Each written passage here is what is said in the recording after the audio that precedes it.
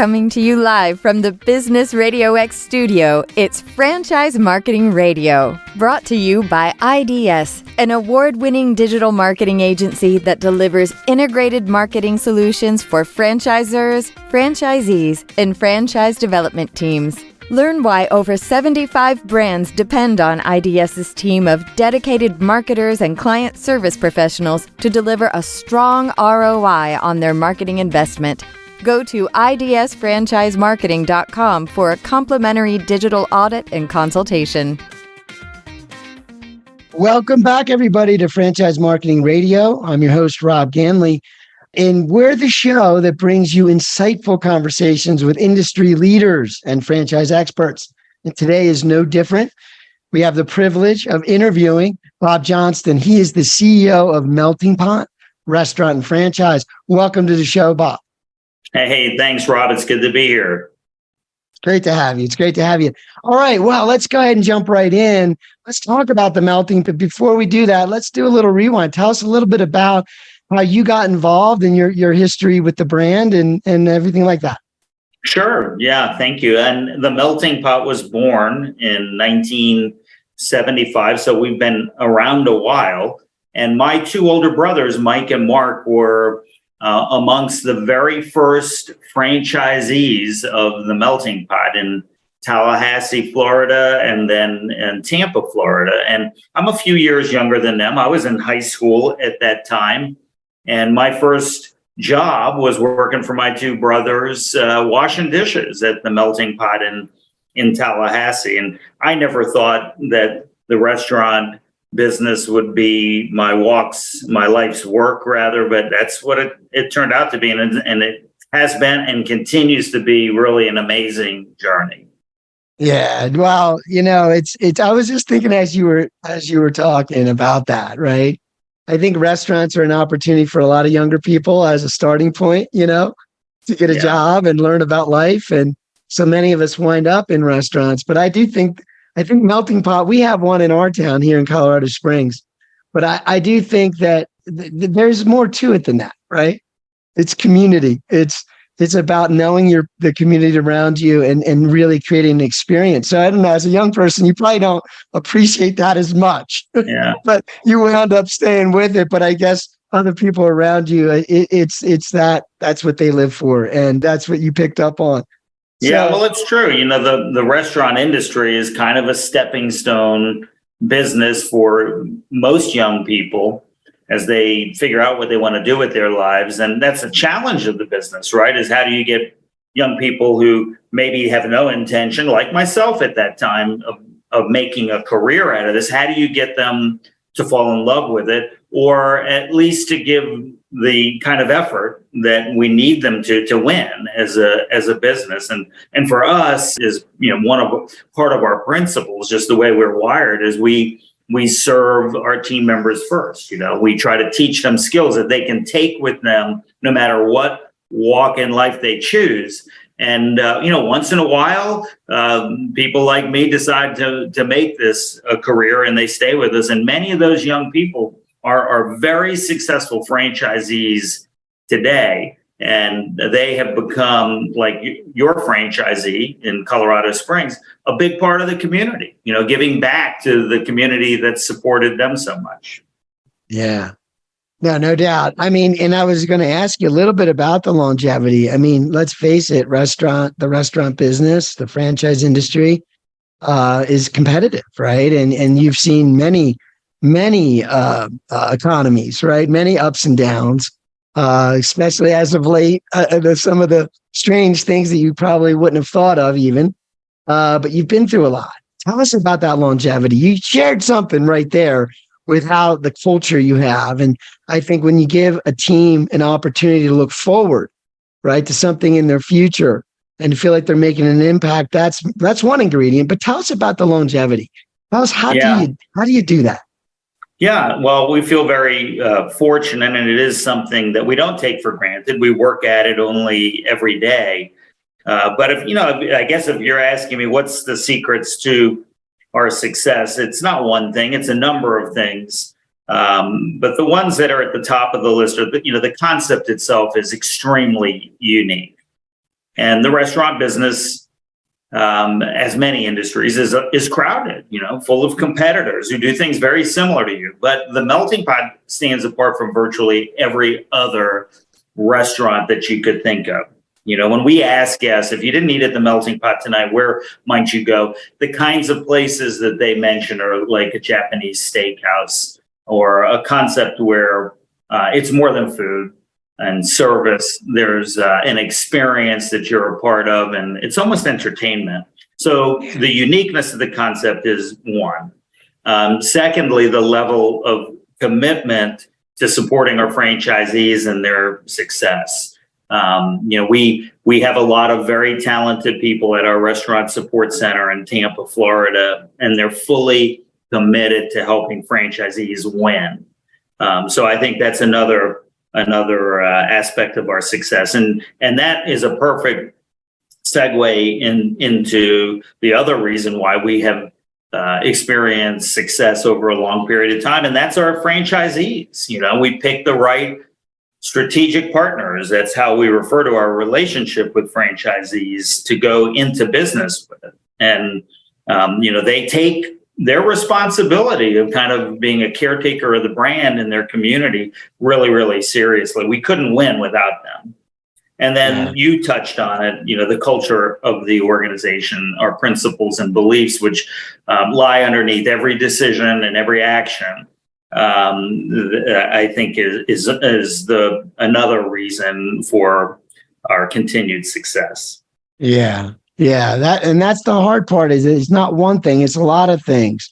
And you learned a lot of those things over time. And that's one of the amazing things about being part of a franchise opportunity. And like you said, it's strategic, it's a strategic partnership, right? They have to buy in, but it's like you've kind of greased the skids and smoothed the road ahead to get started. But tell me a little bit about what's unique here. So I know the menu is unique, and I know that's one of the things that I think is cool about it. I have been a few times myself, and so. But tell me a little bit about, how do you balance the whole fondue approach?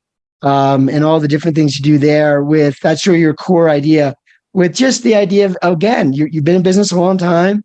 You may be pressured to evolve or cater to the broader audience. How do you do that and still stay true to the niche of what you're doing with the menu? Yeah, well, it's critical that every brand, whether it's a restaurant or some other product or service, that it stay relevant with the consumer. And just prior to the adventure of COVID, we launched an initiative that we call Melting Pot Evolution, which is all about, staying relevant for the consumer, keeping it fresh and new and evolving and being innovative. So all of the restaurants over the course of the last year and will continue throughout the remainder of this year are getting updated in very noticeable ways for the guests, to make the experience more enjoyable for them, but also to drive better financial results for franchisees. So I guess the best way I would put it is, it's not your father's melting pot anymore. It's more contemporary, with more of a focus on the beverage program, the bar specifically, a little bit more open, more energy. If I can say this, it's a little bit of a sexier experience than maybe what customers are accustomed to. And the great news is that we're doing a lot of research about how the guest is responding to this, and they're telling us that they like what we are doing. And they're also telling us that with record increases in traffic and sales. So it was the right moves at the right time. And that has set us up for what we're experiencing right now, which is renewed interest in growth, more melting pots in more markets, because there are towns where this brand needs to be represented by a franchisee strategic partner. And we're busy speaking to interested candidates now to learn together, whether this is the right opportunity for them and for us. Right. Yeah. No doubt. No doubt. It's well, I wouldn't call it a marriage, but it's an important partnership, right? It's Yes, similar to that, right? it is. So that's great. But so tell me a little bit about the menu, just kind of zeroing in. I'm sure for folks that are passionate about this business model, we're considering it. A lot of people that listen to the show are those that could be considering even the thought of starting a business, and maybe restaurants is something they're thinking of. And then your restaurant has a style, right? Like you said, a sexy style now is where you're moving in a direction of energy and, an experience, right? People enjoy it. They walk away feeling like they not just went and got something to eat, but they actually enjoyed a night out and did something enjoyable and had an experience. So tell me a little bit about the culinary process, though. Is there a process you go through for vetting a new approach or something new on the menu? I mean, how do you approach that? I'm sure you take it very seriously. And how do you approach the menu and developing new items?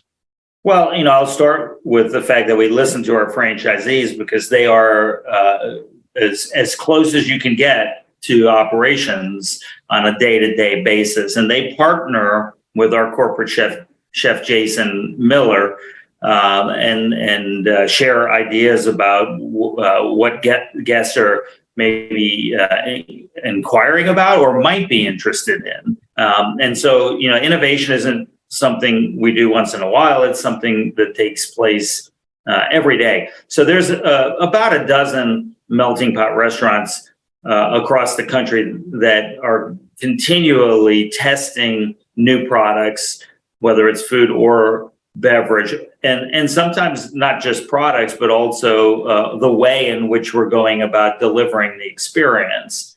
And we gather the feedback about how the guests have responded to that, and use that to inform our decision whether to make a change or an enhancement through the entire system. But just like the restaurant should not be allowed to get tired or become dated from a physical standpoint. The same is true for food and beverage. I mean, after all, we are a restaurant. That is why people are coming to us, is they want to eat, right? And with the melting pot, not only do they want a great food experience and beverage experience, but they want to be able to do it in the company of really good friends or loved ones. And that's something that's really special about the melting pot, is it is more than just about food, beverage, service. It's about people taking time out, which everybody needs, especially now, to connect with people that they care about. You wouldn't want to go to the melting pot with somebody you didn't like. You want to take people that you want to spend some time with, have some fun with.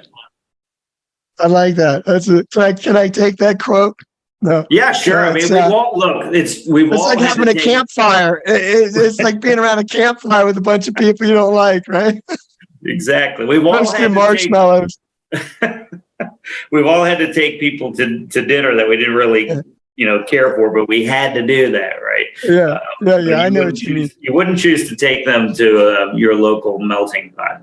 Nah, that says a lot, though, what you just said. Yeah, save that for people you care about. Yeah, no, that's nice. But so tell me, I mean, that experience, I mean, so, you want the people to leave the restaurant with that feeling. And so tell me a little bit about the marketing around about that. Like, do you have like some programs where loyal customers can get more involved? And you know what I mean? It's like, whether it's a rewards program or whatever, it kind of pushes you to do a little bit more. You're like, you love going there anyway. But tell me a little bit about what you guys do from that point of view. Sure. Well, the concept itself does the heavy lifting for us. And I'm not saying that marketing is easy. I mean, your company's in the marketing business, so you know that it's ever evolving and it's challenging. You got to put a lot of effort into it. But when you have a really good concept, you've got something to work with. And that is the case with the melting pot. And we have different kinds of guests. We have people who crave the food or the experience, and they come relatively often, more frequently than the average visitor at a melting pot. And then, of course, there are people who are choosing to celebrate something that's going on in their life, whether that's, the obvious thing like an anniversary or a birthday, or, we just have come out of graduation season. Lots of people celebrating graduations at the Melting Pot, multiple generations, 3 generations at the table together. Or it's connections, people who are craving connections. Sunday at a Melting Pot is, when you walk in there, you'll see lots of families, larger gatherings. So these are the reasons why people choose us. And there's also another thing that takes place at the Melting Pot is tradition.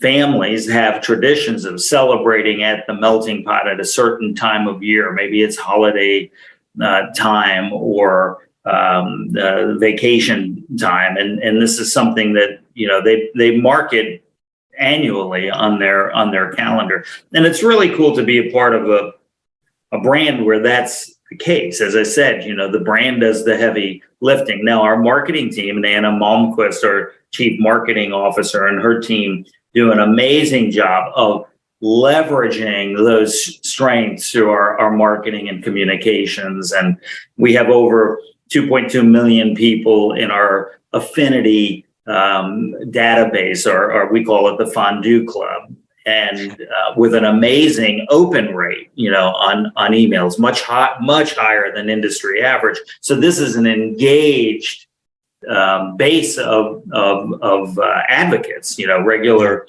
users of the brand. Yeah. No, I asked that because I had to believe it. That's the kind of food we're talking about. It's just like that's my thing. I like that. I like this, but this is unique, right? It's not like, and so if you get a recipe from you guys, like something comes over the email or whatever, it's probably something that people are like, yeah, I want to check that out. Yeah. Or whatever it is. But that's a great audience to have. We just opened up a new restaurant last week, and I was watching the news this morning, and a local station was covering them, and they were in the restaurant kind of talking to employees and guests. And the way one person put it is, they love the restaurant because you get to play with your food, and that's kind of a clever way of really saying that it's not steak and potatoes. This is part entertainment, part theater, just wrapped with connections with the people that you've chosen to share that experience with. We like to say that it's as much about what's going on around that fondue pot as it is what's in the fondue pot. Yeah. No doubt. Well, so we've talked a lot about how cool the restaurant is and the experience can be and how it can serve the community. So tell me a little bit about the business side for those that may be thinking, geez, a restaurant type of business could be me. And what are some of the things they should be thinking about? Like if they're new to it, or even if they've been in the restaurant industry, but haven't run a business yet. If they're coming from outside the brand, which I know you have a lot of people inside the brand that you look at sometimes, but tell me, what should they be thinking? What are some ideas you could share? Well, our growth does come both from internal growth, franchisees who are opening additional locations, but also external growth. And, it's about an even mix when you look at through the history of the brand. And those people who come from outside the brand don't come far because they are typically loyal users of the brand as a guest. So they get the concept. If you are in the restaurant business, it's not difficult to see what the strengths and the benefits are of a melting pot concept. First of all, we've already talked about it. It's unique. So I'm not going to have to do battle with a restaurant down the street that looks just like I do, right? So when somebody wants fondue, there is only one brand that comes to their mind in most every market across the country. So that's a huge benefit. And an experienced restaurant operator appreciates that.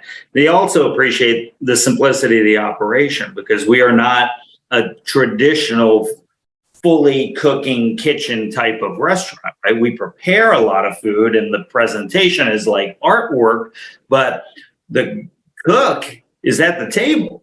The guest is the cook, which is, of course, has operational benefits to it.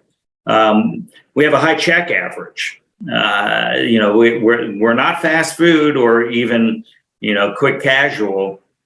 It's a notch or two above that, but not pretentious, not white tablecloth, right? Not fine. It's fun rather than that. And so an experienced restaurant operator appreciates the ability to reach financial goals with a high ticket average, right? And our average unit volumes are very high. What does somebody from the outside who maybe doesn't have restaurant experience need to know about considering the melting pot as a business opportunity? Well, you better like people, because this is a business of people.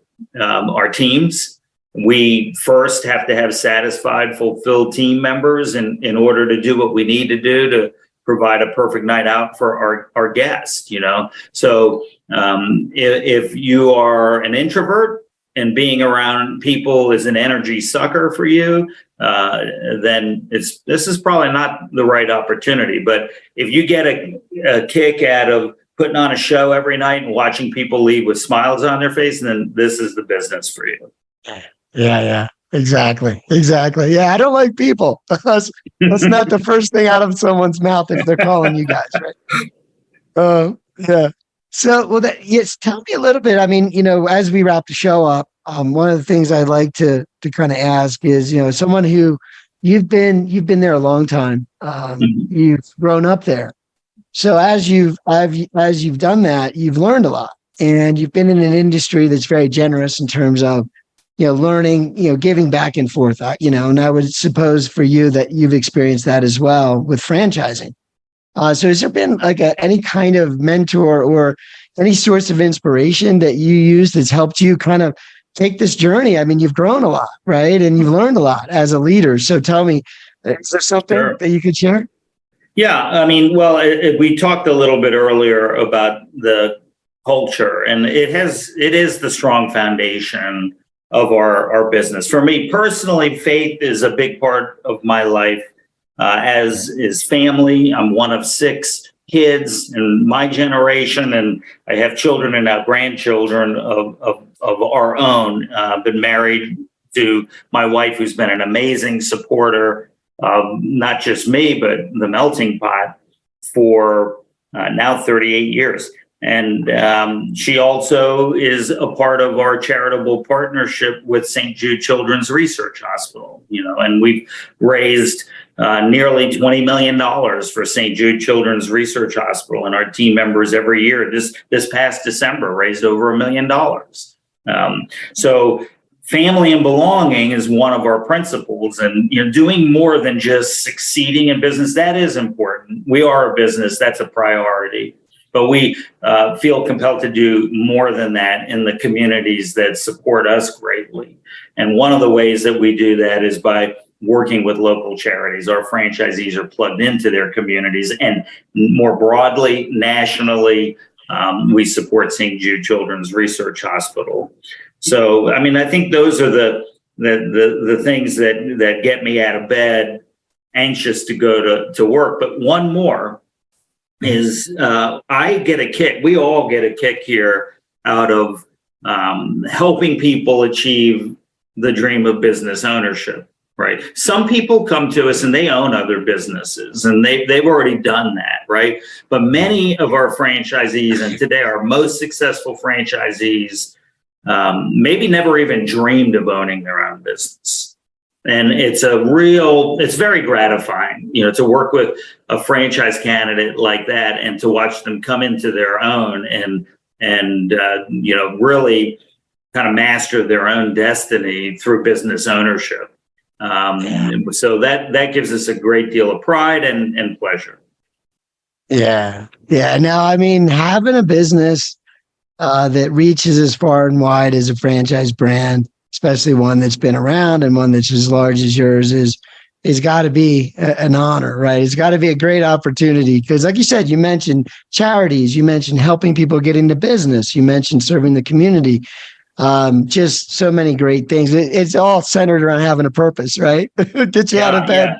Our leadership model is servant leadership. We serve first. And as I mentioned earlier, the first audience that we need to serve is our team members, are these young people that they're going to move on to studies or other careers in all likelihood, but we want to give them tools that they can use no matter where they go. And we want them to recall where they learned that, right? Because we always want them, if we can't have them as a team member, we want them to return as a guest and to bring their families for the generations to come. And that we see that a lot. We get to re-meet a lot of our old team members as guests in the restaurant. Yeah. And that's, like you said, it's a people business, right? So you certainly want to leave people better off, no matter how you know them, right? Leave them better off. That's how we feel in marketing with the idea of marketing, right? So we talked about, you said earlier, you have an open rate that's real high, right? Well, you're touching someone, right? Leave them better off, something of value, right? Every time you get a chance. But I think that's very profound when you're working with people like you guys do. My kids are both at an age where they're getting their first jobs and they're learning, right? And I want them to learn from good people. So like, to me, it's like, if they get a chance to work for good companies or a franchise, then, at least they're learning some things done right, done the right way. If you happen to do this again. Anyways, well, it's great to have you on the show. Thank you again, Bob. And so is there an easy way for folks to reach out to the brand if they are interested in potentially getting involved? Absolutely. We have a brand new website that you can go to at meltingpotfranchise.com. You can just type into any search engine, and our marketing team's doing a good job of making sure that we show up. And the website gives you a lot of information to learn more about the business opportunity and why it may or perhaps may not be the right fit for you. This is what it is, not a salesy process. When you inquire about a franchise business opportunity with us, it's a journey that we go on together to make an informed decision whether this is the right fit for you and the right fit for us. We take that very seriously. Most people who inquire don't end up becoming a Melting Pot franchisee, and it's not because there's anything wrong with them. Maybe we just weren't the right opportunity for them.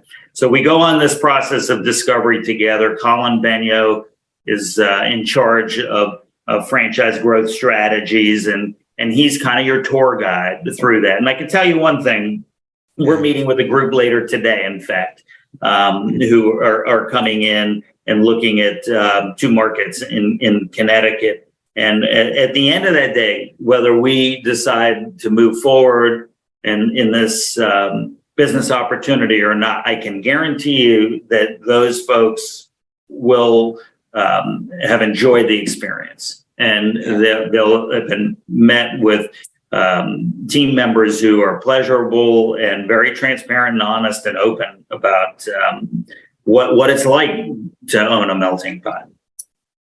Yeah. Well, I always say it, like, the whole process of looking at franchise brands is a good experience, no matter what. And you learn a tremendous amount. It should be, right? We're all in it together as an industry, but every time you get an opportunity, again, it's a strategic partnership. You want it to be a great fit.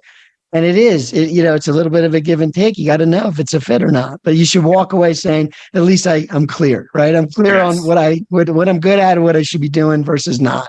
So I think that's important as a business owner. You really have to know what you're getting into and be clear on the opportunity. So I appreciate you. Thanks again for being on the show, Bob Johnston. It's been a pleasure. Thanks, Rob. I appreciate your interest in the melting pot.